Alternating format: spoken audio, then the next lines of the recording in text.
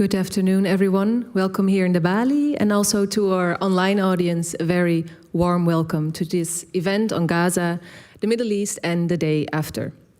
And my name is Zara Toxis. I'm program maker at the Balie, and I will moderate this event. It's a full house. We're very happy that you're here to listen to an exploration of regional dynamics, some historical perspective, and of course, we will also discuss current affairs. There will also be some time for questions in the end, but without further ado, let me introduce my first guest properly. Kim Ghattas is an Emmy Award-winning journalist based in Beirut.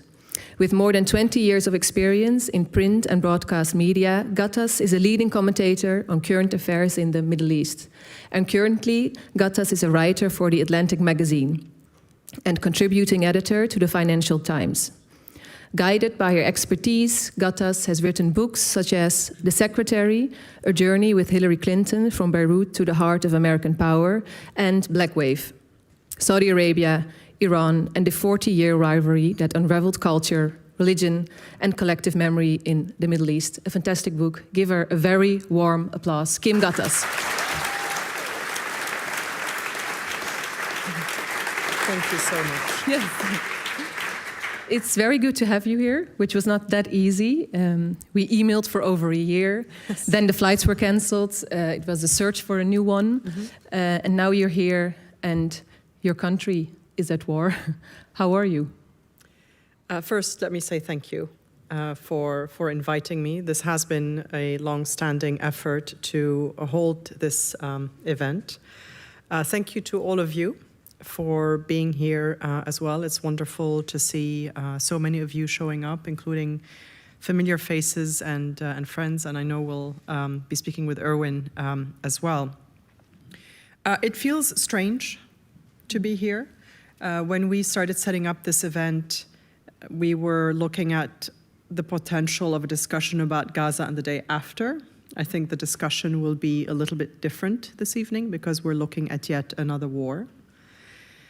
It feels strange because when I got on the plane on Friday morning, well, first, of course, my flight was canceled, as you said, because as of last week, we had the first signal that what had been a kind of war of deterrence between Hezbollah and Israel over the last year had shifted gears, with Israel deciding to escalate with the explosions of the pagers in Lebanon, then the walkie-talkies, then another strike on the southern suburbs of Beirut. And then by Monday, we had large-scale bombing campaign of southern Lebanon and the southern suburbs of Beirut. So most airlines canceled their flights in and out of Lebanon. I was on a Turkish Airlines flight. That was canceled.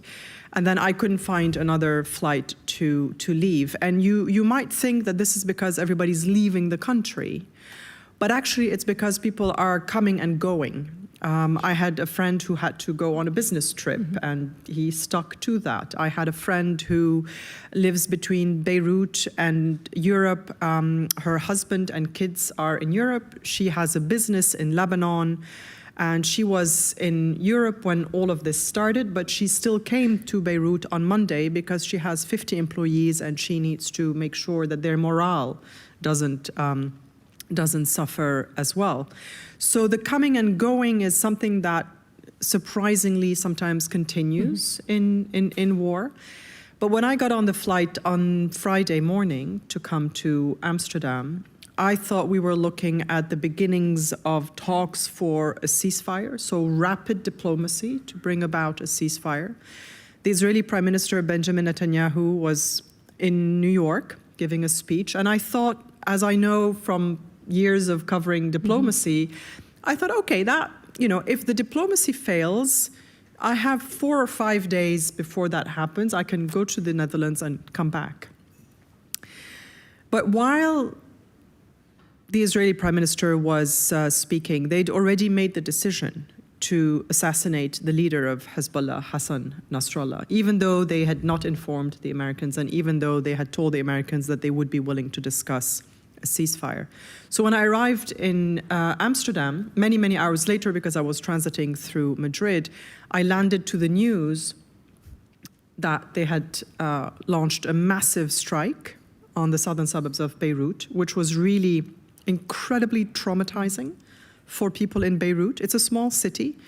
It's as though, you have a massive strike on the Dam, right? Mm-hmm. This is the distance. It's a 20-minute walk from everywhere, from a lot of places in Beirut. It's a 10-minute walk from where I live. And so my first reaction was, oh my God, I need to get on a plane and go back to Beirut. I need to be with my family. I need to be with my friends. I don't want to get stuck in the Netherlands. I love the Netherlands. I am half Dutch, but Beirut is my home, even though this is also my second home. And the irony of it all is that I remember the last time that Israel started a large-scale bombing campaign of Lebanon. I mean, there have been a few in between. But in 1982, Israel invaded Lebanon, and we can talk about that history as well. And we had to flee Beirut because we were on the front line of that event in the heart of Beirut, actually not very far from where I live now. And we fled north of Lebanon, to the north of Lebanon. And then we got on a bus to Syria, which was the only way out because the airport was closed. And then we got on a plane to the Netherlands, which was our refuge for a few months while Israel pounded Beirut, laid siege to the city for 2 months. 17,000 people died. And when we eventually came back to Beirut, our house was destroyed. And I'll never forget that moment, walking into our apartment in Beirut as a child. I have very vivid memories of it, even though I was very young. I would have been 6 or so, 5 or 6, but I remember it very vividly because as a child, you don't really understand the politics, but all I could see was that all my toys were destroyed, and I was wondering who could do that. Mm-hmm. So being here today, I worry about not being able to go back. I have a flight booked for Tuesday. I'm pretty intent on getting on that flight. I land at 11 at night. I'm hoping the taxi will be there. I just called him to say, are you sure you're coming to pick me up? Because the road between the airport and my house goes through the southern suburbs of Beirut, which are being bombed every day, even just this minute. So that's a long answer to your question, how are you? Sorry. Yes. Good that you're here. And you already said the current bomb rates are traumatic for the Lebanese. Of course, like you said, Lebanon has been through a lot of wars with Israel, civil wars. And you wrote earlier about layers of trauma that Lebanese people have. Mm-hmm. So how would you describe the state of mind right now of the Lebanese people? It's a mix of emotions because, as I said, a lot of people just want to stay home. They want to stay with community, stay with friends. They're making assessments about where is the danger or not. You get fixated on really strange details, a little bit like during COVID, everybody was baking bread. In Lebanon, it's, I'll clean the house, or, I know it sounds callous, but on Wednesday, after the first wave of bombings, I thought, okay, I don't know, one of us went to get her hair done, the other went for a manicure. Like, what do you do? What do you do? Something to just take your mind off of it. You stay with friends a lot. You have dinner together. This is what keeps Lebanon functioning, the sense of community, the closeness, the kindness of people, even at the worst of times. This is not a moment where people think it's a good opportunity to rip others off. I mean, yes, there's some price gouging, etc. But the kindness of people is really something to behold. And I think there's a mix of emotions because we feel this is not a war that we have chosen. Mm-hmm. Hezbollah is the Shia militant group in Lebanon that is backed by Iran, which started as a resistance movement against Israel in the 80s to liberate South Lebanon, which was occupied by the Israelis after they invaded in 1978 and 1982, but has transformed into this very powerful paramilitary regional organization with foot soldiers in Iraq, in Syria, in Yemen, and of course in Lebanon, where they have a real chokehold on the politics and a veto power on the politics. And when they decided to launch their first rockets against Israel, northern Israel, on October 8th, in support of Hamas, the Palestinian cause, after the massacre perpetrated by Hamas on the 7th of October, they tied Lebanon's fate to Gaza. And they thought, Hezbollah thought, and I think most of us thought, that this would be a war like previous wars between Israel and Hamas, that it would last a month, maybe two. And I think Hamas thought that because they had 250 more Israeli hostages, that those would be human shields that would protect Gaza from being flattened. And what none of us really understood was that the mindset in Israel had changed, particularly, over time, but also because of the events of the 7th of October. And when Hezbollah launched those first rockets, they thought that they could withstand, the pressure and maintain this balance of deterrence. But clearly, they made a fatal mistake. So, for 10 months, Lebanon's been living in this apprehension of a potential escalation, state of war. It comes on top of 4 very difficult years where we've had a huge economic crisis and financial collapse. Explosion. We've had COVID, of course, and the explosion at the port of Beirut in 2020, which was one of the most horrific events that Lebanon has been through. And the strike that killed Hassan Nasrallah on Friday was as, if not more, powerful. So people are just unable to process the trauma because it's just one thing after another. And then there are all the mixed emotions about what this event means for Lebanon. And you already mentioned the strikes actually back and forth from Hezbollah to Israel starting at 8th of October. You wrote about Hezbollah that the pager attack and the Israeli missiles against Hezbollah revealed deep and embarrassing security breaches within Hezbollah. Hezbollah leader Nasrallah is killed. How damaged is Hezbollah at the moment? I think they are quite damaged. I think they're in chaos. I think that they are, definitely the leadership has been decapitated. If you look at the charts of their, organization, there's really no one left at the top. They just killed another 2 today.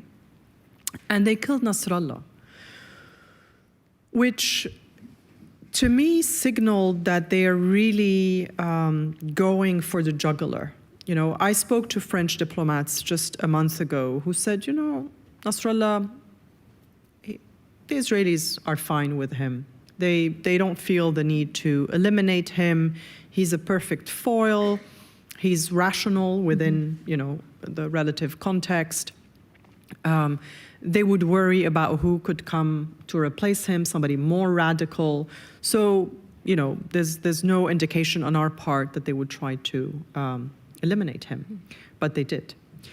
And so Hezbollah today is a much diminished organization with no real leadership, in chaos when it comes to their ability to communicate together. They are on the back foot, as I said, but they're still able to launch missiles and rockets at Israel. I think today they were able to reach all the way to Tel Aviv, if I'm not mistaken. So the danger with an organization like Hezbollah that is very heavily armed is the fact that if their leadership is killed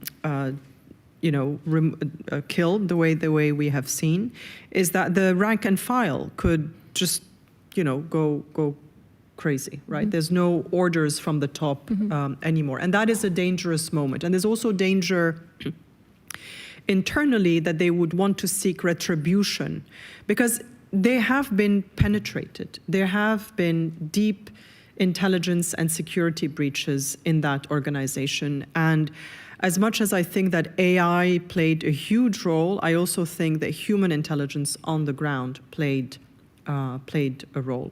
The other thing to take into consideration is that, of course, they are a close partner of Iran. I don't even call them proxies anymore. I think they're really a partner. And Hassan Nasrallah had a lot of say in Iran's foreign policy. But what Hezbollah's realized, and a lot of Hezbollah supporters today are realizing, is that they're on their own, because Iran does not want a wider war in the region. It does not want to become a target itself.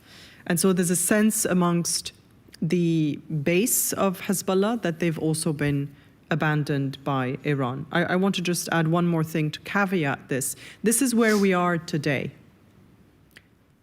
How things unfold depends on a lot of different factors. And the next few days and weeks will tell us whether we are going to see the end of the Hezbollah project and the beginning of the dismantling of Iran's proxy infrastructure in the Middle East, or whether, depending on American actions and Israeli actions, they regroup and they're able to launch go on another trajectory going forward. We'll go into the US and Iran also later. Just going back to Lebanon, at the national level, you don't have a president, you have a caretaker cabinet. You mentioned economic crisis. What's the role of the Lebanese government at the moment, and how do they respond? How can they respond? It took 10 days for the Lebanese caretaker prime minister to issue a statement. 10 days. We've been waiting since last week, Monday. The institutions are barely functioning. There is a sense that the Lebanese are helpless on their own. There are no shelters. There is no one organizing the evacuations of refugees from the south. And the government gets blamed, but also Hezbollah. Right, because they clearly made a strategic, fatal mistake in assessing Israeli intentions. They thought they could just keep this war of attrition on the border with Israel for months and then push and push and push to demand a ceasefire in Gaza so that Hezbollah would stop launching rockets at northern Israel. And that was clearly a terrible strategic miscalculation.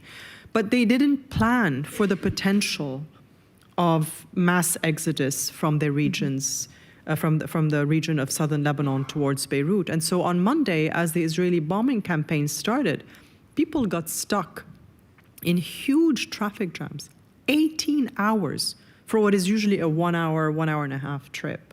I mean, that tells you something about the dysfunction, not only of the country, but of a party that seemed to think that it was invincible and could always protect its people. And I find that really terribly sad, that it's always the civilians who pay for the power games of those who lead them. And you just mentioned the UN Assembly, actually, I think Friday at New York, where Netanyahu rejected a ceasefire. At the moment, negotiations seem gridlocked. Israel wants to push Hezbollah back to bring its own residents back to the north. And Hezbollah says, we will only stop until there's a ceasefire at the Gaza Strip.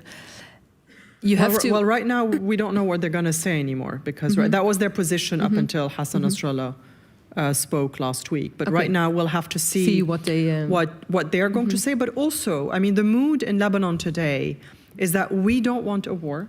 We've been saying we don't want a war for 11 months.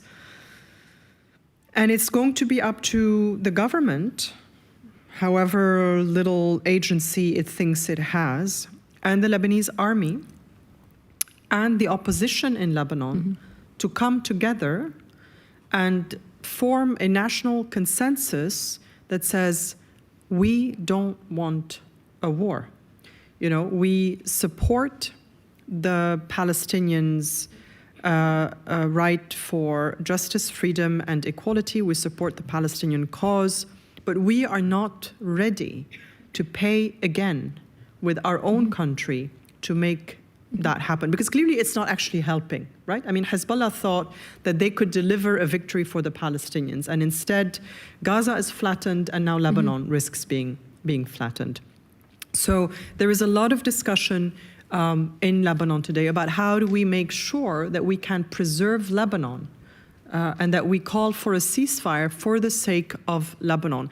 And that was something that was being discussed already last week before Hassan Nasrallah was killed. They staked that position to say, no ceasefire in Lebanon unless there's a ceasefire in Gaza. But that front of support, as they called it, had become an untenable position for Lebanon. And there were already discussions last week about how do we try to get a face-saving mechanism for Hezbollah, for them to say, okay, we tried to support Gaza and the Palestinians for a year, but right now we need to think about what's best for Lebanon. What that entails today, as the Lebanese worry that they're going to be the next Gaza, is what is Israel going to do? Because it's fine for us to sit here or in Lebanon and discuss what the Lebanese are going to do and how they're going to come together and how they're going to try to save the country. But if tomorrow Israel invades and arrives in Beirut, it's another discussion. And also because you said it's up to the Lebanese army and the Lebanese government also to negotiate with Hezbollah. At the same time, you say they waited for 10 days to issue a statement. So, I mean, it seems as... no, I think, sorry, if I may, we have to see how the next few days unfold. I don't think it's going to be about negotiating with Hezbollah. I think it's going to be about saying to Hezbollah, there is a national decision to move in a different trajectory. You are no longer able to make those decisions of war and peace for Lebanon.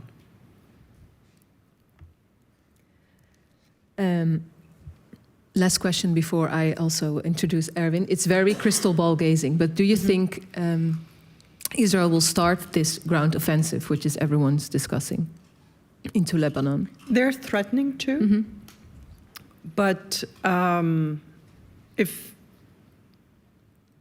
anyone has learned anything from history, they shouldn't. And I hope that the American administration will make sure that they don't. In 1982, when they invaded Beirut, when they invaded Lebanon and came all the way up to Beirut, it was the first time that an Israeli army invaded an Arab capital. And then it was the first time that the Israeli army bombarded an Arab capital. Before the war with Egypt, Jordan, Syria, there'd been sort of traditional wars, out front lines, etc., away from population centers. But that invasion of 1982 changed everything. And I think we're still dealing with the consequences of that. It changed the Israeli army, it changed Lebanon, it created Hezbollah. Israel today is trying to destroy a problem it created in 1982 when they invaded Lebanon to remove the Palestinians. The Palestinians left, the PLO, the Palestinian Liberation Organization, but in its stead, Hezbollah was born because occupation leads to resistance. That's just sort of a historical fact, and we can debate who has the right to resist and how, and, international humanitarian law is what should, dominate these conversations. But occupation leads to resistance. And so in 1982, a lot was unleashed, and those trends are still with us today because Iran showed up in Lebanon. It helped create Hezbollah. The Israeli army was changed by that experience of bombarding Lebanon and being in an Arab capital. And I often quote the Israeli journalist and peace activist Amos Oz, who wrote after that invasion, "We can never atone for what we did in Beirut. And I'm really afraid that those lessons have not been learned, and that 42 years later, we're just replaying the same dramatic and devastating movie playing in front of us." I actually have one topic to cover before I introduce Erwin, since we're going into history, about your book. Sure. you take us back to 3 fundamental events in your book, and it's the 1979, the year that the Saudi-Iran rivalry began. And I wonder how has the Palestinian cause been at the center at this rivalry between Iran and Saudi Arabia for regional preeminence? It's a very big question, but I think it would be good to take this as a starting point. Yeah, I can try to summarize it by saying that very quickly, because it is 40 years of history, but after the losses of the 67 war and the 73 war, there was a sense that there was no one left to help the Palestinians against Israel. The Egyptians were out of the game, then they signed peace. The Syrians were out of the game. The Jordanians weren't going to show up, and the Shah was a friend of Israel. The Shah of Iran was a friend of Israel, but there were efforts to remove the Shah by Iranian revolutionary leaders. And the Palestinians helped train, the Palestinians who were based in Lebanon, guerrilla fighters in Lebanon, helped train those Iranians who wanted to depose the Shah. And for the leader of the revolution, which became an Islamic revolution, once it unfolded within Iran in '79, Ayatollah Khomeini saw an opportunity there by allying himself with Yasser Arafat at the time and brandishing the cause of Palestine. He saw an opportunity to appeal to people beyond the confines of Iran, beyond the confines of the Shia community, to the wider Muslim Ummah, and to brandish the cause of Palestine, to publicize his own role.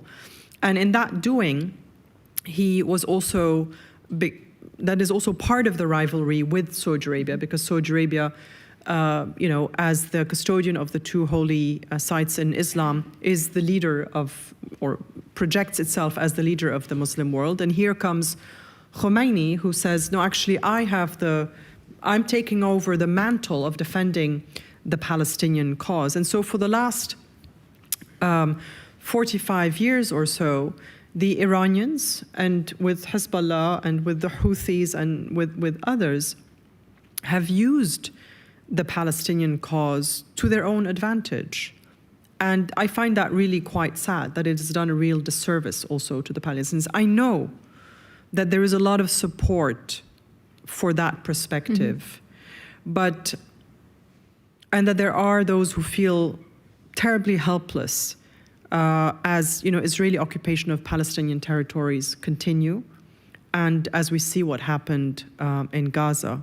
But I must say that feeling helpless and hoping for a strong person to support you is one thing, but looking at the results of what that has delivered for the Palestinians, I don't see what it has delivered. And I find it terribly cynical of the Iranians that they continue to pretend that they are there to liberate Jerusalem. And there's a lot of criticism and open criticism in the Arab world today of Hezbollah and Hassan Nasrallah, because on the so-called road to Jerusalem, they made quite a long detour through Syria, where they fought on the side of Bashar al-Assad for 10 years. And they have a lot of blood on their hands in Syria. And this is a war that has been forgotten by the West. But Syrians are also incredibly sad today to see that their lives don't matter, and that people are cheering Hezbollah or cheering Iran or mourning Hezbollah and Hassan Nasrallah, while they suffered at the hands of Hezbollah for 10 years with Bashar al-Assad and the Russians. So it's a complex picture that I paint here of how the Palestinian cause has been used by various players in the region. But I would like to say that the only way forward is peace. And I think it's a very radical position to take these days, to say I support peace in this world of polarization and performative outrage and exclusionary slogans, to be able to say, no, we need to listen to each other and find the way forward together in this region. We will discuss the different options of this possible way forward. Let me introduce my next speaker, Erwin van Veen. Please join us here. Erwin van Veen is a senior research fellow at Clingendael's Conflict Research Unit. His direct area of expertise are the relationships between political order, protest, and violence in countries like Israel, Palestine, Iraq, Syria, and Turkey. And furthermore, he's a member of the United Nations Security Sector Reform Advisory Network, the advisory group to the NATO mission in Iraq, and a fellow at the Center for Syria Studies at the University of St. Andrews. Please give him a warm welcome.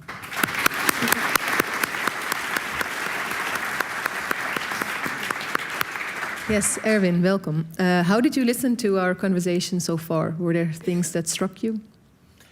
Well, where to start?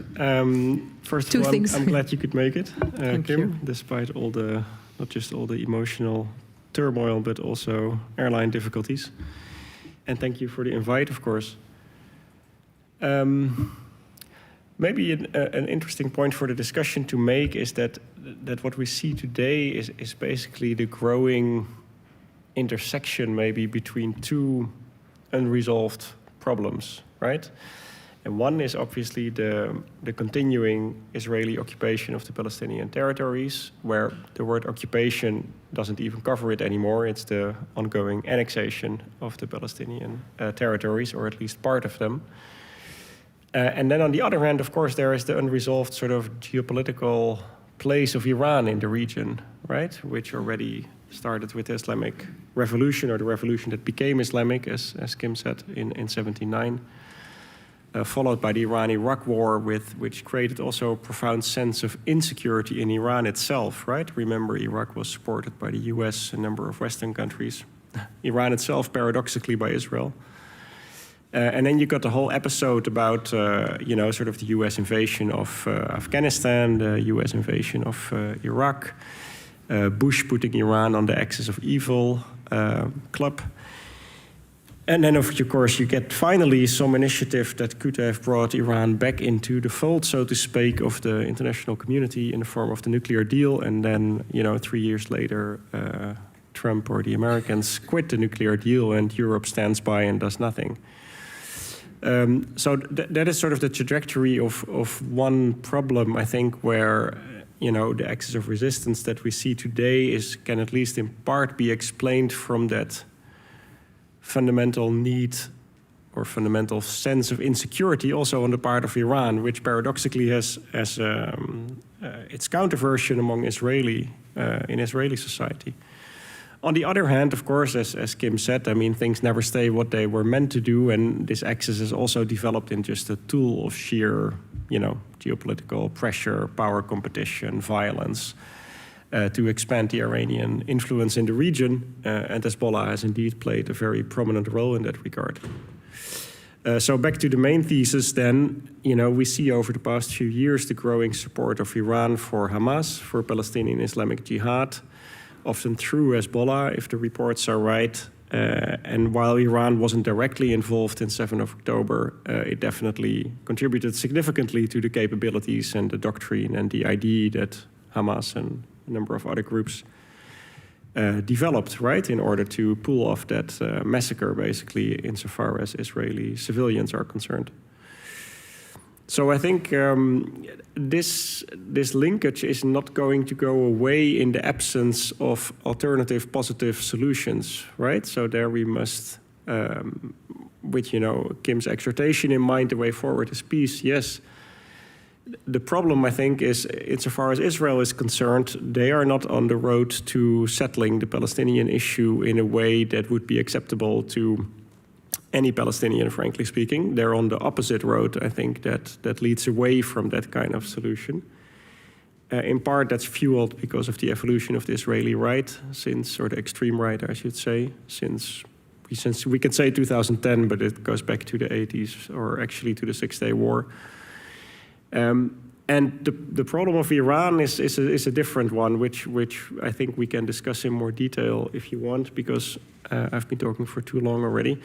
But as long as there is no incentive for Iran to behave differently, a positive incentive, I mean, not more sanctions and that kind of stuff, but another deal basically, not limited to the nuclear front anymore, because that train has left the station. There's no incentives to make anyone basically behave differently. And that's, I think, the real problem that we're facing today.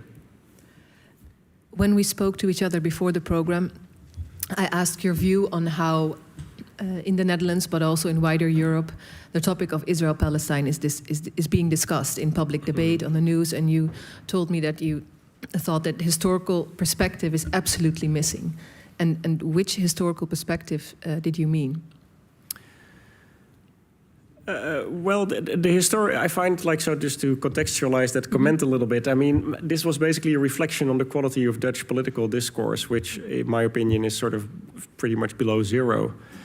And that has to do with two things. It has to do with like an unconditional reflex of you have to support Israel. Not quite clear why that is, but we can debate that if you wish.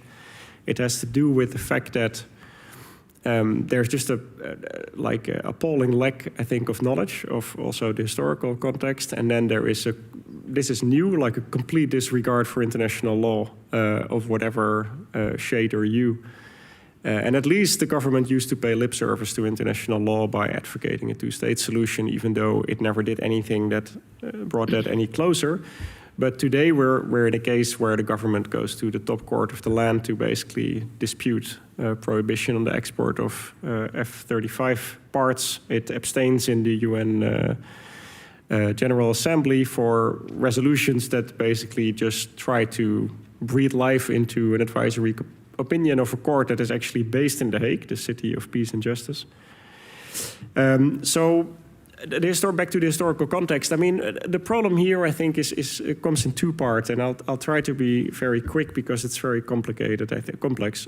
Israel was created, of course, by war, right? There's nothing unique about it. It goes for many countries on the planet. But the problem, of course, was that there was a pre-existing society, a group of people, even if not a state recognizable in how we talk today about states.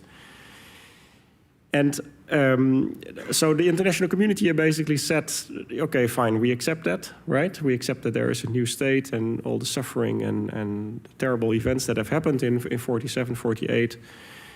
Fine, we can live with that. Very influenced, of course, by the legacy of World War II, the Shoah. We should remember that the international community then basically consisted of a bunch of Western countries who were running the show. This is just before the main periods of decolonization that will change the whole geopolitical geography of a body like the United Nations.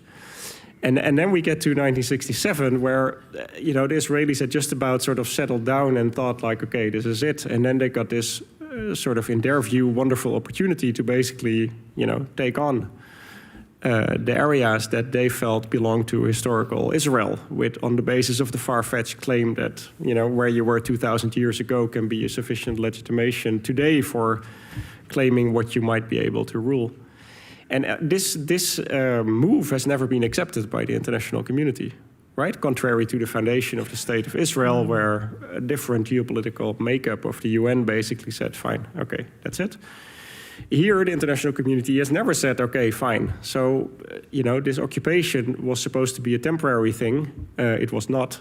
And more recently, we've also learned that it is as illegal as they come. So I think when we talk about the Palestinian issue, and then I haven't spoken about sort of how Israel actually goes about the occupation and annexation and, what daily humiliation, death, collective punishment, etc., is visited on the Palestinian people. I don't see any resonance of that in the Dutch political discourse. And even leaders on the left, which you are normally more closely associated with sympathies, so to say, for the Palestinian issue from a human rights perspective, for example, they, keep mentioning things like Israel's right to self-defense and that kind of stuff, which is ludicrous if we talk about a situation of occupation, right? You cannot defend yourself against yourself, right? Because Israel is in control of these territories. Anyway, there you go. Just another question before we go into Iran and Syria, or the absence of Syria and the US. You were a bit skeptical about Dutch politicians, policymakers. You talk with Dutch policymakers. I believe you advise them. Do they take your view seriously? Well, we should ask them. Honest to be honest. question. I think the thing is, the problem is that in the Dutch political party scene, sort of the composition of parliament, there are basically, if you put it very simple, too many parliamentarians who have pro-Israeli views, and this means that there is no scope for, let's say, the Ministry of Foreign Affairs, the embassy in Tel Aviv, the representation in Ramallah, to do anything apart from the most basic stuff. Right? They just have no room for maneuver. Of course, Dutch diplomats and people who work on this issue, they know the reality, right? They live there, they're based there. You don't have to tell them anything new. But they cannot act on any of these insights because there is no political room for maneuver. In fact, everything related to Israel triggers very intense discussion in parliament, often about sort of non-issues, right? I mean, we've seen the issue about the slogan "From Palestine to the sea," for example, and there was a court judgment like several months before that basically said this has nothing to do with anti-Semitism, and yet there are like 3 discussions in parliament afterwards. So we can understand to some extent where it's coming from. It's been a very difficult period also in terms of social tensions in the Netherlands itself. But this is the simple reality that traditionally the Netherlands have been a very pro-Israeli country for various reasons, and today that is not necessarily true anymore in the popular sense, right? In terms of what segments of the population think, but it's certainly still true on the political scene. Do you want to react before we go to? I want to add a few things to what Erwin said. He made some, really. Excellent points which we can expand on in the discussion. I think it's very important to listen to people on the ground, as Dutch politicians, as American politicians, and you have a lot of voices in Israel and in Palestine who say there are 7 million Jews and 7 million Palestinians, and neither one of us is going anywhere. So we have to find a way to make this work. We actually had an organization here standing together this Tuesday in the Balie who precisely said this. Yes. And so I think it's important to listen to the people. And so, Dutch politicians or other Western politicians, do express, unequivocal support for Israel's right to self-defense. But I'm sitting in Beirut for the last 11 months listening to Israeli politicians, journalists, analysts, saying we should annihilate Lebanon and level Beirut and turn it into Gaza. Why is that okay? Why should I listen to that every day? Why does that not make headlines when Israelis say that? Why is that acceptable? Why should I wake up in Beirut listening to that? And my reaction, because, I'm a seasoned journalist, somewhat, cynical maybe, but also I remain hopeful and convinced about, the goodness of human nature. So I listen to that and I think, all this talk, it's never going to happen. But suddenly, it seems like it is happening.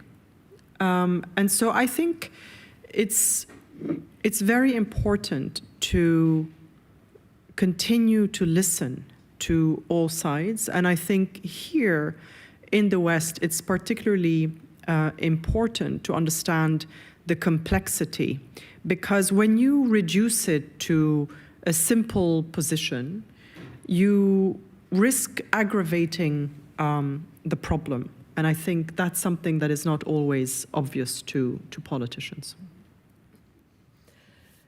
Going back to Iran. Yes. Because you started with Iran. A couple of days ago, the Iranian president Pezeshkian said to CNN, Hezbollah cannot stand alone against a country being defended, supported and supplied by Western countries. I'm really wondering, what does this mean? Like, what kind of, what's the dynamic? He didn't say we're coming to help, right? He just said Hezbollah can't stand up on its own, and they were negotiating with the Americans, or they were indicating in New York that they were ready to negotiate with the Americans. Do you think they will help? It really depends on how things unfold on the ground in Lebanon over the next few days. They've clearly, over the last year, they've not helped. And don't get me wrong, I'm not saying they should, because we don't need more missiles, more rockets, more violence. But they have not done much to really help on the ground. And that's why a lot of people in Lebanon and in the rest of the Arab world say, oh, the Iranians, yes, they will fight Israel until the last Arab, but they're not going to do anything themselves. And, it's important to understand their psyche. Like Erwin said, they were involved in an 8-year-long war with Iraq, during which nobody helped them. And they felt completely abandoned, and they promised themselves this would never happen to them again. And so they created this ring of fire, these forward defense bases around them to keep the enemies, Israel and America, far away from Iran's border. But you know who helped Iran during the Iran-Iraq war? And Erwin alluded to it? Israel. One of the reasons why the Iranian regime at the time survived, because it was close to defeat several times in the war with Iraq, is because the Israelis convinced the Americans that they should support the Iranian side as well. And I found, and that's what leads to the whole Iran-Contra affair, the scandal in the 80s when it was found out that America was facilitating the transfer of weapons to Iran with Israeli help. And the reason why the Israelis did that is because they were afraid that Iraq would win, and they were more afraid of Iraq than they were of Iran at the time. And I found this incredible little, I'm researching my next book, which starts exploring the 80s in Lebanon and the region, with the Israeli invasion, the removal of the PLO, the birth of Hezbollah. You'll have to wait a couple of years until it comes out. I keep thinking I'm going to finish writing, but things keep happening, and like Black Wave, it will cover 40 years of history, so it extends all the way up until today, but there's no time to write at the moment. But an incredible little piece of information I found was from August 20th, 1982. In the middle of the Israeli siege of Beirut, the Israelis were taking the weapons they found from the Palestinians and sending it to Iran. So it seems to me like they keep creating the problem that they then need to solve, right? Which is why, supporting Israel's right to self-defense, I think, should come with a few questions about how exactly are you doing that? What is the history? What are the KPIs, in essence? Mm-hmm. You wrote earlier this year that escalation or not depends on open channels of communication among all parties involved. Do you think this is the case right now, and how to create these open channels? Like, what do you mean with this? I think you're referring to an article where I was talking about the Saudi-Iran channels of communication, which were very essential at the beginning of the Gaza war to make sure that we understood Iran's intentions, and they were signaling very quickly, very clearly, very early on that they didn't want any part of this. Because as Erwin also pointed out, the intelligence indicates that the Iranians were not aware about what Hamas was planning. They had a general understanding that, yes, why don't you conduct some operations against the Israelis, but I don't think they were aware of the details of what Hamas did. And I know for a fact from speaking to Western diplomats in Lebanon after October 7th that Hezbollah and Hassan Nasrallah himself, I can, talk about it now because he's dead anyway. Hassan Nasrallah himself was shocked by the images of the October 7th massacre. And they were very worried that Israel would launch into an all-out war immediately against Lebanon and Iran, etc., in retaliation for the operation of Hamas. And we got very close then to a full-on war because the Israelis were planning on launching a preemptive attack against Lebanon within hours or days. And the Biden administration at the time convinced the Israelis not to move ahead with that operation, and they called it off at the last minute. The airplanes were already the jets were already in the air. So there were a lot of channels of communication across, during the last 10 months to make sure this would not escalate into an all-out war. Right now, I think we're in a different place. So I'm not sure which channels are open. Clearly, channels to Hezbollah are pretty much shut down. I think the Saudis and the Iranians are still talking. The Iranians and the Americans are talking. I wonder about the channel of communication between the Americans and the Israelis, because that doesn't seem to be going very well. Every time President Biden says, yes, we've got the Israelis on board for a ceasefire, the Israelis backtrack. You want to react? Well, I think this last point is very interesting to pick up on, I think, because it's always been clear historically, I think, that for sort of 95% of the time, the US has been the most ardent supporter and enabler of Israel, right, in its many enterprises. There are a few exceptions, like Carter and Bush, where some serious pressure was brought on Israel, to advance the peace process, but these events have been kind of exceptions.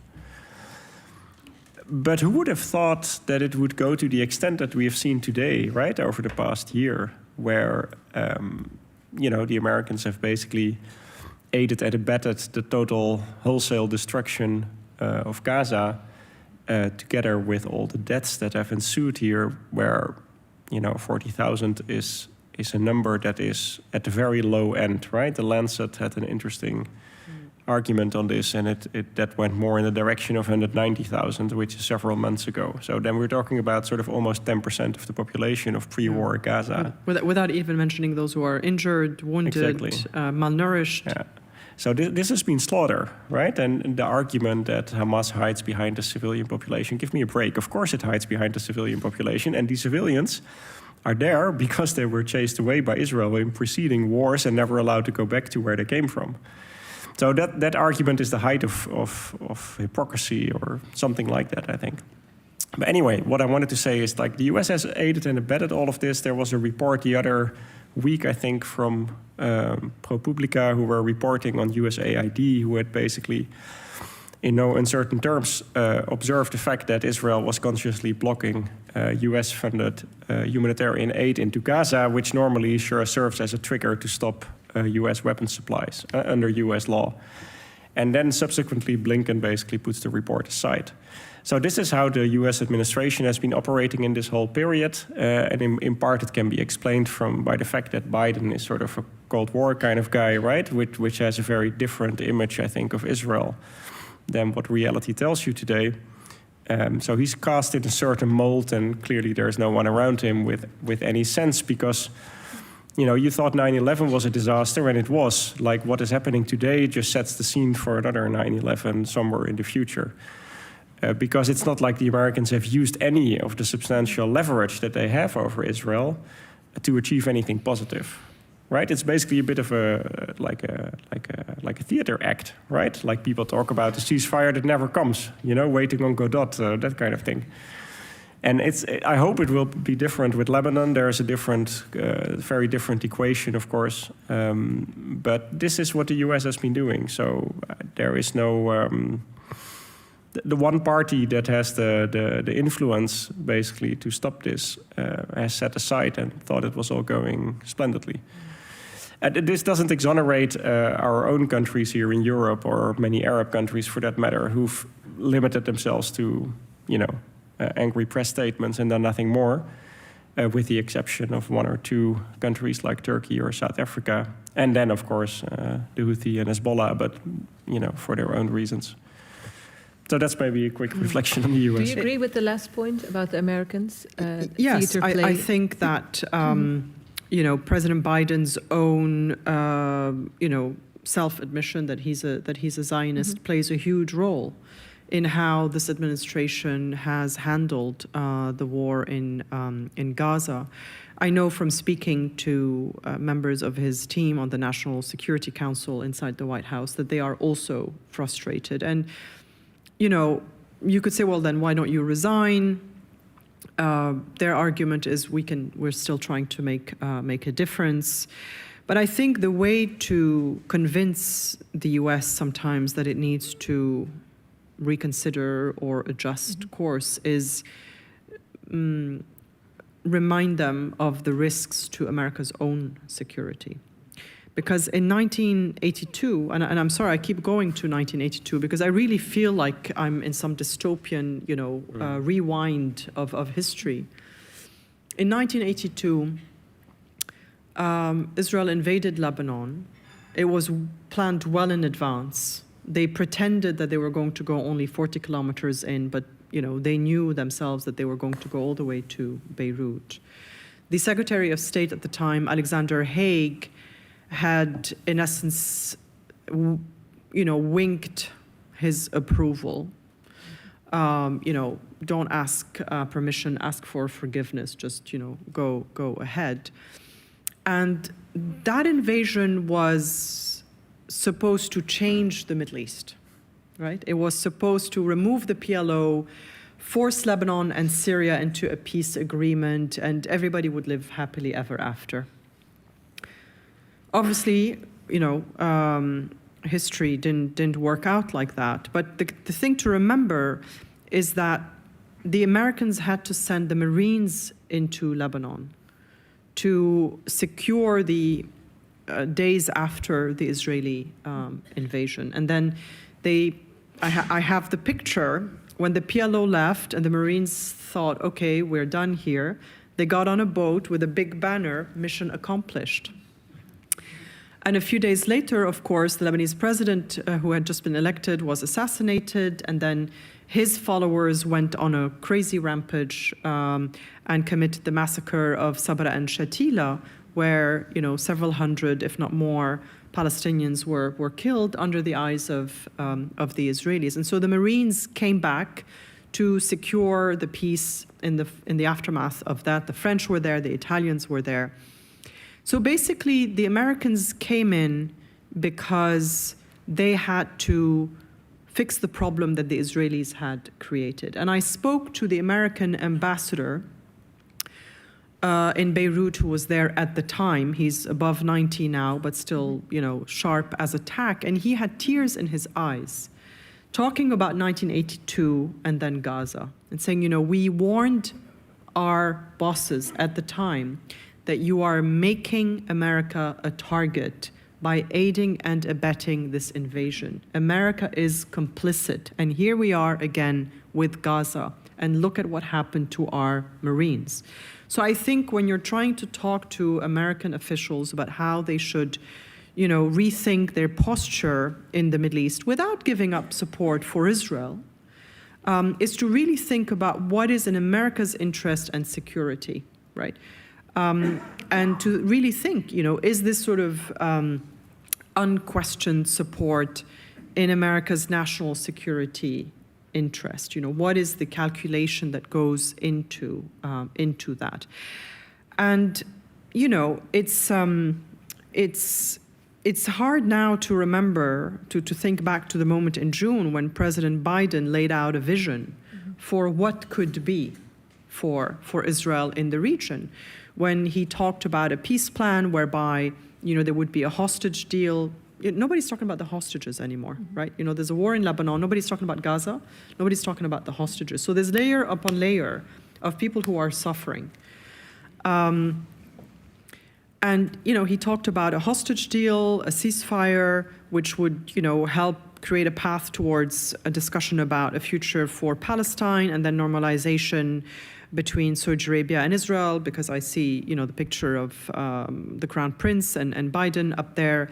And he appealed to the Israelis to think about what the future could be like in the region, because they're also living through what is a dark tunnel. What is Israel's future in a region where we're surrounded by Hamas and Hezbollah and Iran and people who want to eliminate us? Well, President Biden put forward a very positive vision for the region, and he warned the Israelis, don't let this moment pass, because if you let this moment pass, continued fighting and war is not going to bring long-term security. So I think it's always important in these discussions and arguments to think about what is the other person really looking for, and how can you therefore convince them with your arguments. Do you also advise American policymakers? Because you just said you talk to some, they're frustrated. I mean, I engage in conversations with them as an analyst. And just, I wonder, before going to the audience, what's their strategy? I mean, if you also look to Kamala Harris' campaign, she seems to avoid actually the topic. Where do they head to? Kamala Harris has expressed a lot more sympathy and empathy for Palestinian deaths. And the horrors that have been, the daily reality of Palestinians in Gaza. She has reached out personally to Palestinians who have suffered and stayed in touch with them.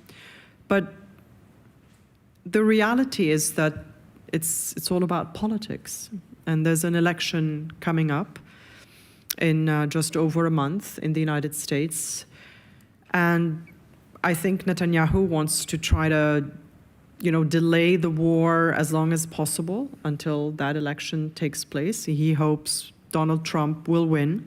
The Democrats want to make sure they win.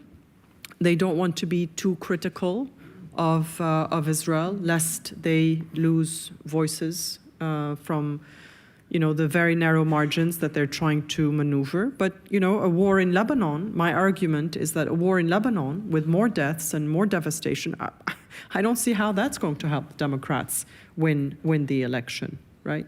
So I still think that it's better for the Middle East that Kamala Harris would win.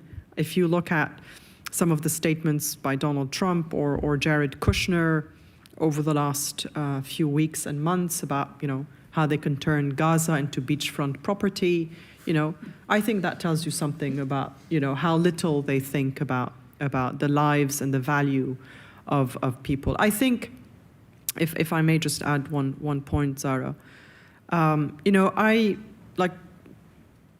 said many times, I grew up in Lebanon during the civil war. I've been through many wars. I've been a reporter. I've been a writer. I try to come at this from a humane perspective. I also understand the realpolitik of it. I understand the decisions that politicians have to make.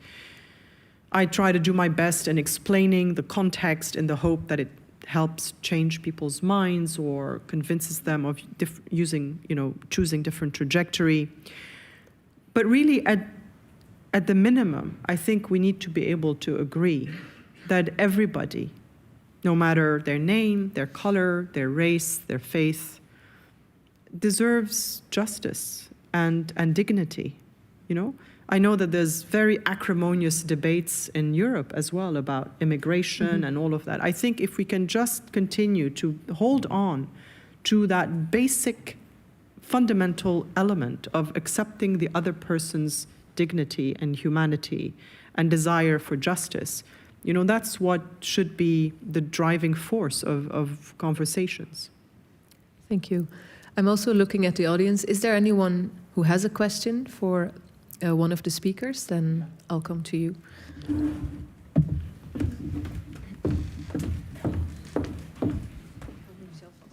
even that helps better. It's really a question for both of you. In your analysis, I missed the response of, say, the larger Middle East countries like Egypt, Turkey, Jordan. Saudi Arabia, yeah. Yes, in this whole conflict. We miss it too. They condemn, Yes. but they keep silent. Why do they keep silent? Maybe. You want to start? Sure. So, you know, I just told you about realpolitik. I think countries like Saudi Arabia and the UAE, and probably a few others in the region, were secretly perhaps not unhappy at the beginning, at least, that Hamas was getting a whacking by the Israelis. Erwin, do you? I mean, nobody likes Hamas in the Middle East. Yeah. Right? So, and I suspect that they're not unhappy either now that Hassan Nasrallah is dead. But I haven't seen them use their leverage either. I know they're very frustrated with American policy. The Americans keep coming to them to say, we need to discuss the day after in Gaza. And the answer is, well, the war is still going on. So what exactly are we discussing? What does Gaza even look like the day after? And they're not getting an answer. You know, I speak to sometimes officials in the Gulf, and they say all we're getting from the Americans is hopes and prayers. You know, that doesn't get us very far. I think that now with the potential of a war in Lebanon and what that could entail for the wider region, they might be a little bit more pressing. They might press the Americans a little bit more because, yes, they're not too unhappy seeing Hezbollah now getting a whacking in Lebanon, but you can no longer guarantee what the response is going to be. It was clear for the last 10, 11 months that Iran and Hezbollah did not want a wider war, but there are too many uncertainties now about the day after Nasrallah's assassination. Are they going to cave and admit defeat? Is the Lebanese state going to be able to seize that moment and say, okay, we want a ceasefire now? Or are they going to decide that they're going to regroup and transform and launch another wave of attacks, which could then, also target Saudi Arabia and the UAE with the Houthis from Yemen and the Iraqi militias in Iraq. So this is a very difficult moment in the Middle East. But, it just goes to show that at the end of the day, the Palestinians are really on their own. And I find that terribly sad. We can add all great points. I mean, we can add a quick rundown. I mean, basically, the problem in Egypt is they're dependent on Israeli gas deliveries. They're in a very weak fiscal position, so they need support from the IMF and these kind of bodies where America has pretty significant influence. They don't like Hamas, right, given the history in Egypt itself of the Muslim Brotherhood. So Jordan, I think the monarchy is really sitting on a powder keg, to be honest, because the monarchy is very closely tied to Saudi Arabia, American interests. They receive a lot of American military aid. Of course, half the population of Jordan by now is of Palestinian descent. So on the street, it's a totally different story, and it's a very risky situation. I think actually, especially should the violence in the Westbank escalate, because Gaza is one thing, but the Westbank has a totally different position in the Middle East, I think. So that's where the next storm might be. But for now, the monarchy is alive. It walks like on a tightrope, if you ask me. Saudi Arabia, I mean, Mohammed bin Salman has made it very clear that he's focused on the national development of his own country, right? Vision 2030 and all these sort of things. And he was trying, I think, to get to some sort of trilateral deal with the Israelis and the Americans, protection from the Americans, in exchange recognition or at least normalization of relations with Israel. I don't personally think from the analysis that I've seen that the Palestinian issue is close to his heart, unlike in the case of his father. But he cannot. The Israelis themselves have basically limited his room for maneuver because Saudi Arabia, as Kim said before, also tries to be the leader of the Islamic world, and Palestinians are Muslims, of course. So this is a no-go, I think, for the Saudis at the moment. And Israeli politicians have made it very clear that if the price of normalization with Saudi Arabia basically is to come to some form of two-state solution, they'd rather not have normalization with the Saudis. Right, and the only country that has taken a slightly more assertive tone is Turkey. Right, first of all, that was just rhetoric, but then in the provincial elections, Erdogan was bypassed on the right, basically, right, by a more Islamic conservative party that has now, gained a surprising number of votes. And since then, he shifted to more. They've actually installed sanctions in Turkey against Israel, excluding the transfer of Azerbaijani oil through the port of Sian, which would really hurt Israel. I mean, the rest, it's hurting Turkey more than Israel probably, so it's not like that keeps them awake in West Jerusalem. So all in all, very lukewarm response, but for different reasons, but the result is that there's no momentum, basically. Is there anyone else with a question? Thank you both for your most interesting analysis. I think here and there you agree with each other. I don't in all the points you bring.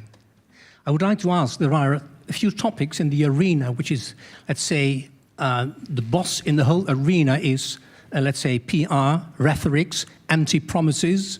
Is at any time the position of Jerusalem being discussed, for example, in this whole issue? I mean, for Israel and for the Palestinians, very long, this has been a main issue.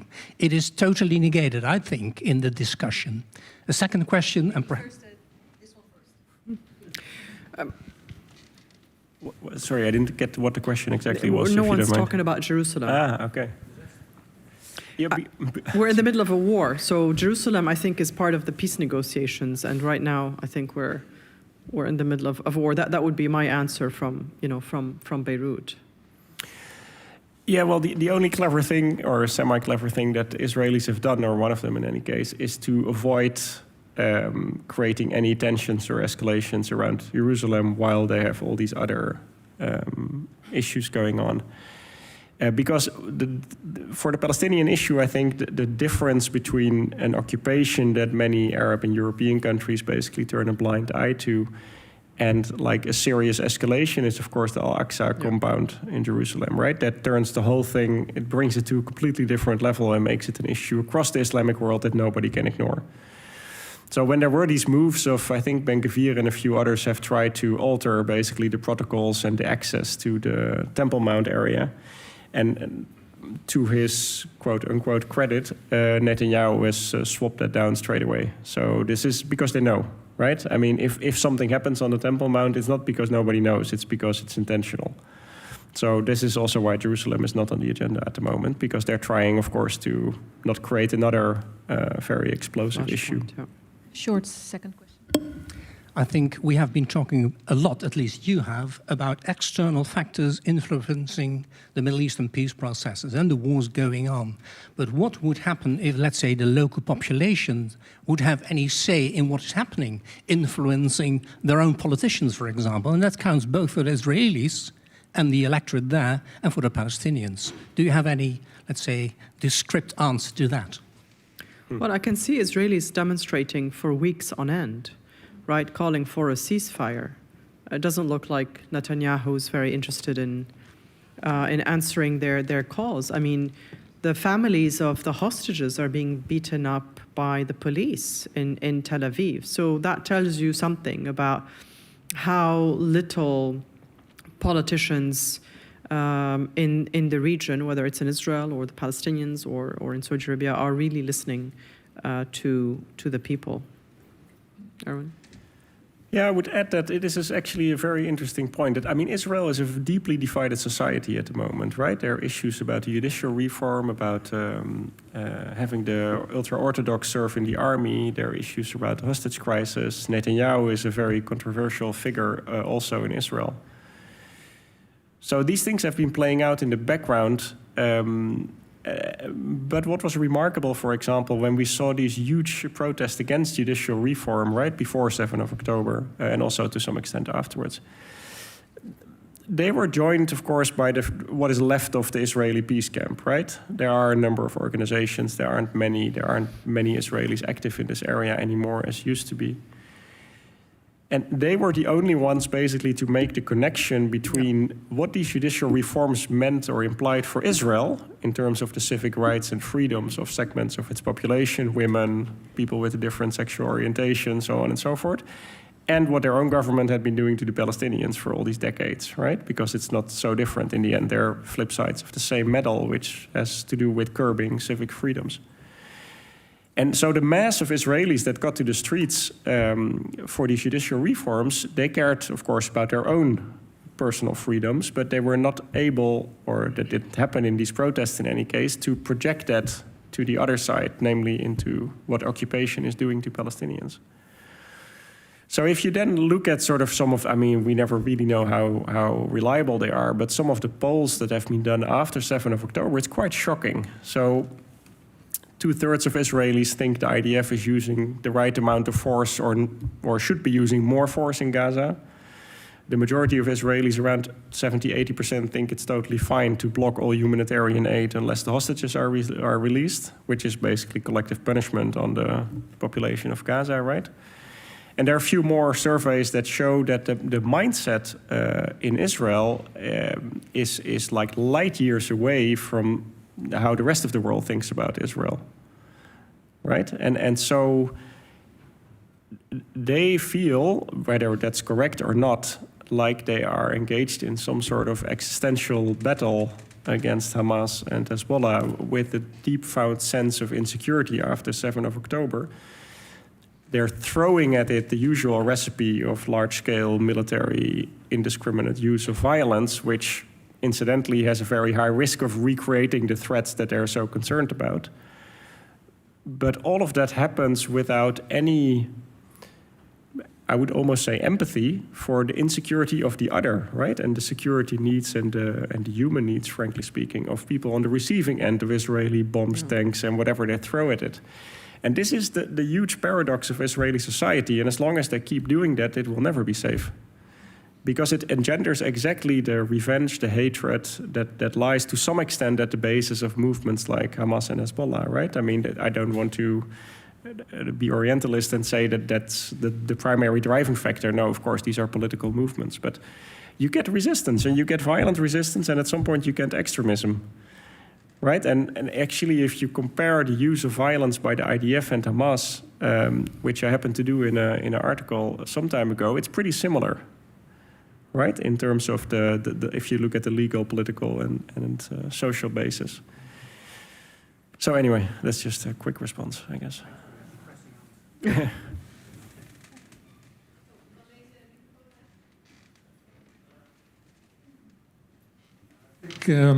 Yes. It's a lot of talking, and for years usually, and nothing is happening.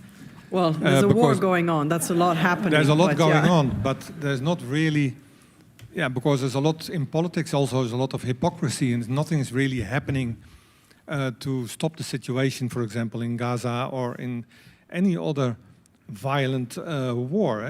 We've seen that after wars, after the Second World War, but also after Rwanda, you always hear, never this again, never, this must not happen again. And it's happening all the time again. So my question is, and I refuse to say that Hamas or Hezbollah are terrorist organizations, and it's how you look at it. Because, my question is, what, for example, what do you think would have happened if the Israeli state would have been founded in the Netherlands or in Lebanon? Don't you think that the reaction would be the same, and after a while also we would have our own Hezbollah and our own Hamas to recuperate our lost terrains and grounds? Well, at the time that the World Zionist Organization was discussing, what to do with the ideas of Theodor Herzl and people like that, they actually talked about Argentina. As a potential home for the Jewish people, which obviously didn't make it because there is no such thing as the biblical connection that the Jews or the Jewish population of Israel thinks justifies what it is they're doing. So other than that, it's difficult to answer your question, but I think the fundamental problem, I would say, is twofold. Like, of course, the gestation of Israel comes from the horrors of World War II to a large extent, right? And the fact that the Brits happen to be in charge of the mandate area, responsibility that they discharged very poorly, one might say. But because of that, the Shoah, basically, it was possible to establish the state of Israel, right? With all the energy that people like Ben Gurion and so on poured into it. And so that has been created, and there have been several wars since then, which have kept that feeling of insecurity in Israeli society, I guess, alive and active. But we should also not forget that this is also a historically grounded feeling that is purposefully transferred to the next generation, right? Through the educational system, through military service, through the way politicians talk about Israel being under existential threat all the time, which is for the most part nonsense. Hamas doesn't pose an existential threat to Israel. Hezbollah doesn't pose an existential threat to Israel. Even Iran doesn't pose an existential threat to Israel. But as long as this is the mindset, it will be very difficult, to come to a recognition that Israel actually needs to, almost seek for forgiveness and redemption for what has happened in the foundation of the state of Israel and the occupation of the Palestinian territories afterwards. But this is really not the mindset at the moment. It's the opposite, right? And this is, I think, where the talk that you refer to meets a wall, basically, in the Israeli political system at the moment, right? There's no one listening, and so that gives you two options. Then, if you're a Palestinian or, somebody else on the receiving end of Israeli violence, it's violent resistance. And when you're a politician somewhere else in the world, there will need to be some form of pressure on Israel to make the mental equation shift. Then that can go together with larger support for the peace camp of what remains of it in Israel. But we shouldn't forget that they've been sidelined in their own society, and it's literally the building of the wall has separated Palestinians from Israelis to the point that in the last Israeli elections, the Palestinian issue didn't even make the top 10 of voter concerns. Right, so there are some factors like these, I think, that we need to take into account when we reflect on the issue that you raise. I want to add one point, slightly on a tangent, because one thing we did not discuss. You were mentioning now again Iran, Hamas, and Hezbollah, and the thing is, when you look at Israel's military actions and the unintended consequences of those military actions, like I said, removing the PLO from Lebanon in the 80s, but leading to the creation of Hezbollah. Once you remove once you undermine the forward defense bases that Iran has built around itself to protect itself from American, efforts maybe to change the regime, which keeps coming up depending on who's in the White House. I fear that what you will actually see is Iran accelerating even further its nuclear program, right? Because they are always afraid. They have their own traumas, just like Israel is worried about, existential threats.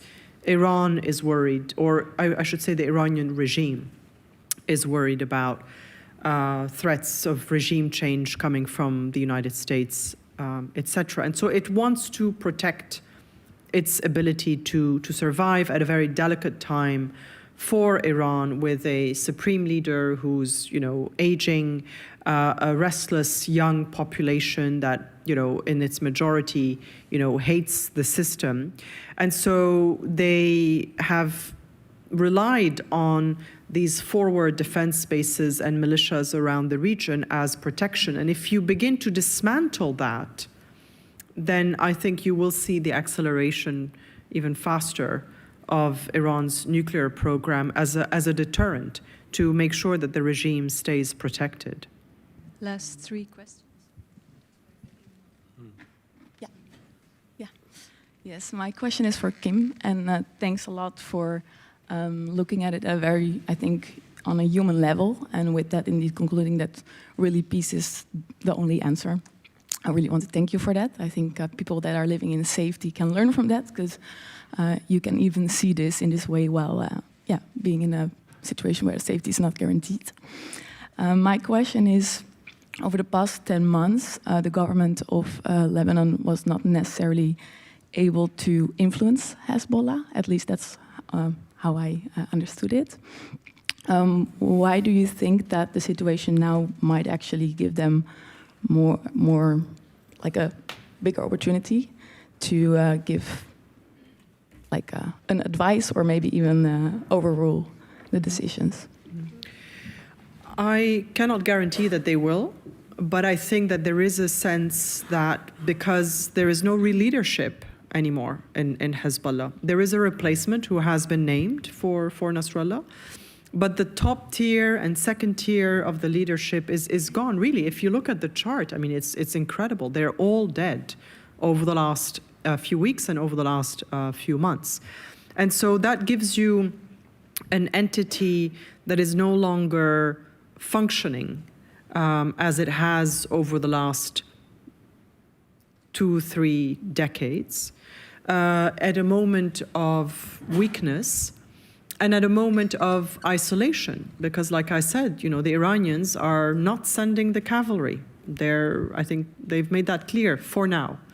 And so I think there's this window where, for the sake of Lebanon, you could appeal to the new rising leadership or the newly appointed leadership of Hezbollah to accept this as a moment where you cut your losses, right? It's sort of, it's a basic approach to, whether it's in business or in war, you stop your losses.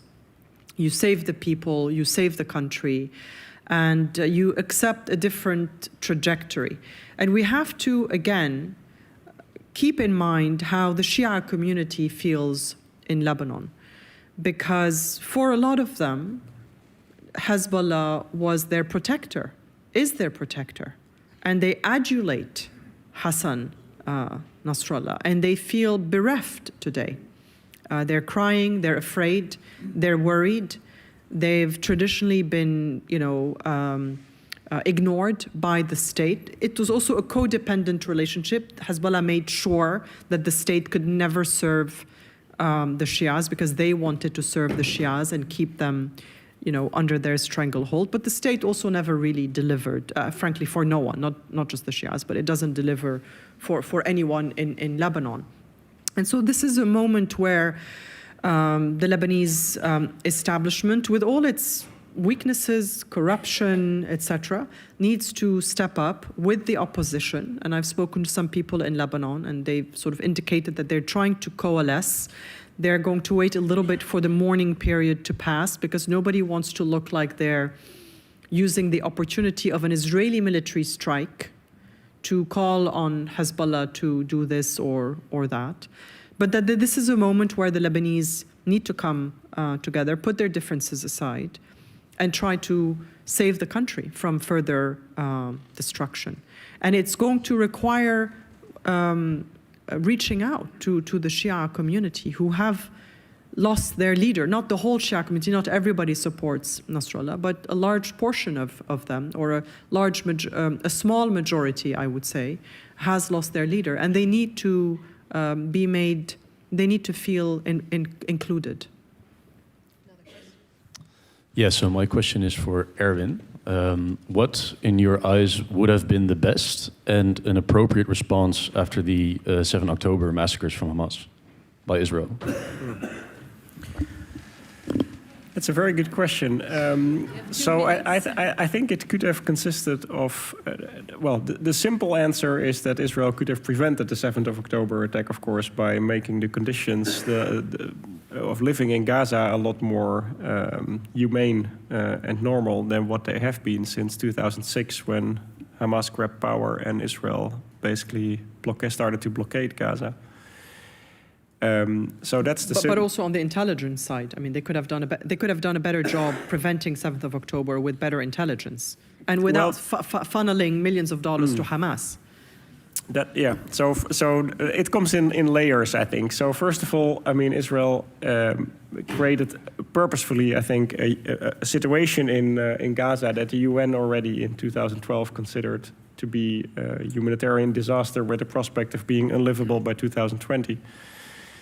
So surprise, surprise, you might think. Secondly, the warning was written on the wall, right? It's not like the Israelis didn't know what was coming. It didn't reach the right level of military and political decision makers who could have prevented it and shifted back some of the forces that they had moved to the Westbank to protect the settler communities that were under the radical right representatives of the current Israeli government, basically running amok already at the time. So if we put all of that aside and then think like, okay, 7 October happened, what would you do? I mean, Israel has been showing now that with Hezbollah, it's perfectly capable of targeting the top leaders of an organization, right? Like to the effect, as Kim just said, that on the organogram, it's not just the top that's gone, but it's also the next layer and the next layer and the next layer. That could have been applied to Hamas, I think, in Gaza. Of course, the Israeli intelligence position was not good enough to do that, right? Or I suppose that it wasn't good enough because they invested all these resources in Hezbollah, apparently. They could also have put much greater pressure on countries like Doha, Qatar, Turkey, to basically close the Hamas offices and stop sort of Hamas illicit flows. Turkey has been a great enabler of Hamas money-making schemes. Because after 7th of October, Israel had all the credits, right? Yeah. Like it garnered so much sympathy for the world, and rightly so. I mean, 700 people, civilians, were slaughtered in the most brutal manner that you can think of. So I think if Israel had ridden that wave of goodwill and started a much more targeted campaign to assassinate the top leadership of Hamas, relax the conditions on Gaza so that you can actually have a normal life with all due respect for whatever security considerations are in play, and mobilized a massive international effort against Hamas, money laundering networks, political representation, and so on, you know, there might have been a real opportunity of shifting the equation. Now, I think the fundamental objection that you will get from the Israelis to this is like, you know, there are an estimated 30,000 fighters from Hamas in the Gaza Strip. So what about those? To that, I don't really have a good answer because, you know, you don't really know how many of these individuals joined Hamas because they thought the ideology was great, because that was the way to earn a decent salary, because of something in between. But the usual rule is, I think, that if you create conditions for a normal life, then organizations like Hamas aren't attractive. They become attractive under very desperate human conditions. And we've seen that with ISIS, with Al-Qaeda, except for the few masterminds, ideologues who are really believe in what they do, however terrible it is. So I think that would have been a much smarter strategy, and in any case, the only alternative. Another question here. Thank you so much, Kim, for being here. Maybe it's a big question, so sorry for that, especially in the midst of war. But is there anything to say about the future of Palestinian leadership, about Hamas, Fatah, the new prime minister that was being appointed? I mean, and does it matter in the context of all these dynamics? Does it have any weight in what's happening right now? Can you say something about that? I'll ask Erwin to say a few words as well. I think the Palestinians have been very, very badly served by their own leaders as well, traditionally, historically, but especially right now. Mahmoud Abbas has, you know, been a terrible representative for his people, not willing to even consider proper elections. I think the last elections were in 2006. and has has navigated the last 11 months in, an almost sort of non-existent way. Does that, absolve, does occupation absolve the occupied from, for his lack of agency? That's a whole philosophical discussion to be had as well. I mean, how can you be an autonomous leader with proper agency when you're living under occupation? But he also gets criticized, a lot for actually just doing the bidding of the Israelis and policing the West Bank for the Israelis in the areas that he is, sort of kind of nominally in control of. I don't know exactly how things will unfold. Again, the title of the talk is, Gaza and Middle East and the day after. And my concern right now is that day after is still far in the distance. There's always talk at moments like this of a great sort of bargain in the region. We get Hezbollah to admit defeat. We, get the Lebanese government to step up, deploy the army to the border. Now you've decoupled Lebanon from Gaza, so then you can have a real discussion about a ceasefire in Gaza. Get the hostages out, release the Palestinian prisoners. Magically get the Israelis to agree to a path towards a Palestinian state, and then the Saudis show up and shake hands with the Israelis, and next thing you know, Pezeshkian, Mohammed bin Salman, and Netanyahu are shaking hands in Mecca. I mean, it's nice to dream, but I fear that the reality of the few weeks ahead of us and few months ahead of us are going to make the discussion about Palestinian leadership almost irrelevant. But Erwin, I'll let you chime in here. Yeah, well, it's an interesting notion on the day after, whether there will actually be a day after, right? Because we all understand that to mean like a ceasefire and then somehow the reconstruction of Gaza, wherever the money is going to come from. But it's become very clear that Netanyahu doesn't want a ceasefire, and he doesn't want it because it will blow up his coalition, and that will put him on the street most likely and open to conviction or to prosecution in any case. And then, so what we might see in Gaza is basically a very prolonged, humanitarian catastrophe without any reconstruction, right? So the coding for Gaza at the moment is 4, that's close to famine, basically, and North Gaza is at 5, which is famine. So it means there are people dying of hunger every day at the moment, mostly children, of course, because they're most vulnerable. And it's very clear from the amount of trucks going into Gaza and the difficulties that the Israelis have the barriers that they've put up, is that they're creating this situation on purpose, right? I mean, this is a man-made famine, and the Israelis are not just not basically doing what they're legally obliged to do under the Geneva Convention as occupying power, but they're also violating international humanitarian law on a grand scale. With I don't know how many people are still going to die. The winter is coming. It is not going to get any better. And now there's this idiotic plan circulating about basically trying to get all civilians to leave northern Gaza so that whoever remains is Hamas and can be shot, basically, right? So it is like the next Israeli version of the Hunger Games, which from a strictly military perspective, I suppose makes sense, but from a humanitarian perspective, of course, it will just make matters far worse. Also because all the inhabitants of northern Gaza will know that it's a lie, basically. You're told to move somewhere else where it will be safe, and then that's the next area that's going to be bombarded, right? So this will just be very brutal. Anyway, on the Palestinian leadership, the Palestinian Authority is irrelevant at this point in time, right? I mean, it's very corrupt, it's nepotist, it's clientelist, it doesn't work. It does work actually as an auxiliary sheriff of Israel, essentially, right? In policing the West Bank. It's got very little legitimacy if you look at the surveys. So if we talk about Palestinian leadership in terms of the people who are in the official positions of the PA, forget about it, right? They're all 60 plus, if not worse. You know, so this is clearly a different generation that has. I think Mahmoud Abbas is 80 plus, right? Yeah, he's a lot worse. That has been totally co-opted, right, by the Israeli security establishment. So the problem is that a lot of people depend on the Palestinian Authority, right, and especially the employment that it offers. So if it implodes, you would have another humanitarian emergency on your hands within a couple of months.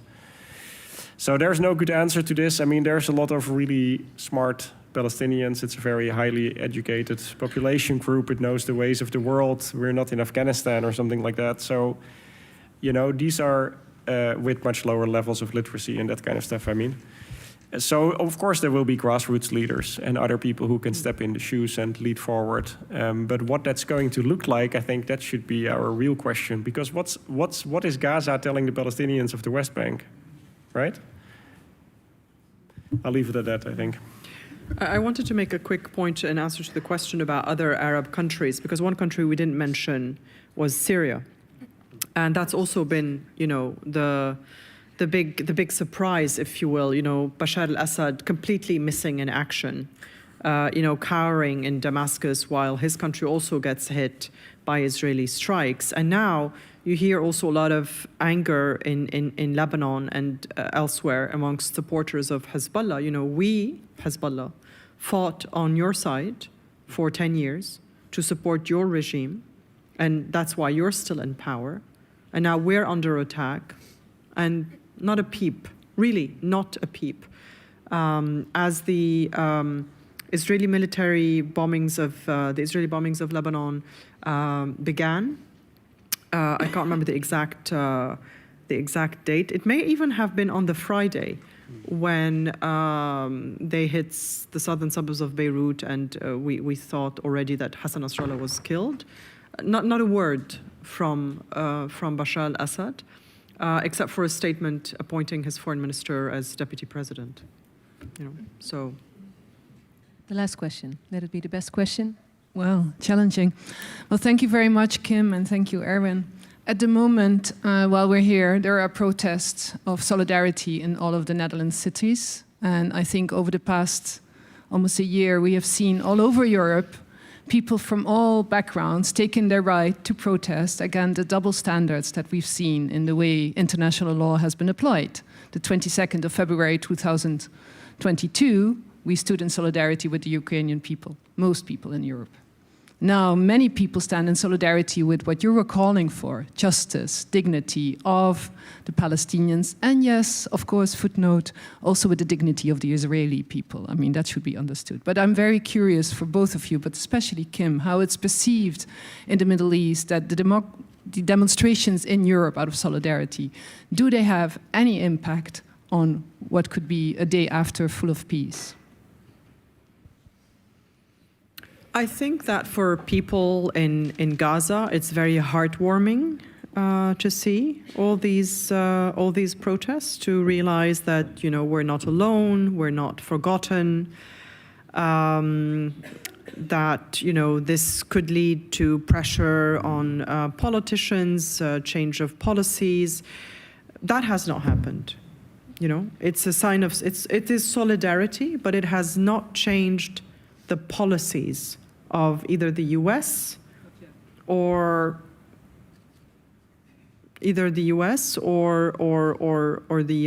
European governments. I think that, you know, a year into this, we can be fairly certain that it's not going to make a difference to the policies, because this is such a divisive issue. It triggers such emotions amongst people that I think that very few people change their minds or change their sides at the policy level, at least. I think a lot more people have become aware of the Palestinian plight, of the historical injustice that Palestinians have suffered. I think a lot of people have discovered voices of peace on both sides. I think, you know, social media is a cesspool of hatred, but it also does suddenly make you realize, oh, wow, there are people on the Israeli side who are calling for peace. Oh, wow, there are people on the Arab side calling for peace. But unfortunately also, a lot of these protests, like in the US, have become about American culture wars rather than about, standing for peace and justice. So there is a lot of sense amongst people in the Middle East and in Gaza particularly that these protests are heartwarming and a sign of solidarity, but there's also a lot of concern by people who don't support Hamas or Hezbollah when young university students in the US, and I've heard them because I was there, are saying, "Oh, Qassam, do us proud, burn Tel Aviv to the ground." That's not helpful to Palestinians. And I think that in the US, these protests have been reduced to just that. And that's a shame. But it goes into the polarization of politics at the moment, which we were talking about earlier on. And that's why I think, the slogans should be about ceasefire, about peace, about justice, and upholding those values for everybody, not just for one side. But in the US, it's become incredibly polarizing. But my answer to those people in the US who are angry about the protests and some of their slogans, and who've dismissed some of that protesting as, students who, don't understand the history and what are they talking about, or they say, anti-Semitic things, or, is wouldn't you rather that they protest against a war than that they would sit at home and think, oh yeah, people being killed, not my problem. I mean, don't we want the young to be moved by the fact that there is a war and that the war should stop? I think at least they care, and we can engage in a conversation. But I think it would be a pretty sad state of affairs if, no one was protesting against war. Sadly, it doesn't actually stop the war, but I still think it's what we do as students, as young people. That was not me. I mean, that was long time, not that long ago for me. But anyway, but I mean that's what students do, right? They protest. They try to change the world, whether it's May 1968 or whether it's 79 in Iran, or whether it's in Argentina, or whether it's today in Iran, or whether it's across the world today for Gaza or Lebanon. That's what youth is about, to try to change the world and make it a better place. But I really hope that slogans can be more inclusive. It's not about pro-Palestine or pro-Israel. We should move away from these binaries. We should be pro-peace. We should be pro-dignity. We should be pro-justice. And I think that's the basics that we should all be able to agree on. Very good note to end on. Thank you.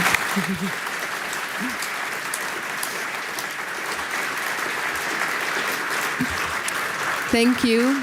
Thank you very much for listening. Thank you for your questions. We have a third round at the bar, so don't worry. We can discuss even more. But before that, I really want to thank my two speakers. Give them a very warm round of applause. Thank you. Thank you. Thank you all.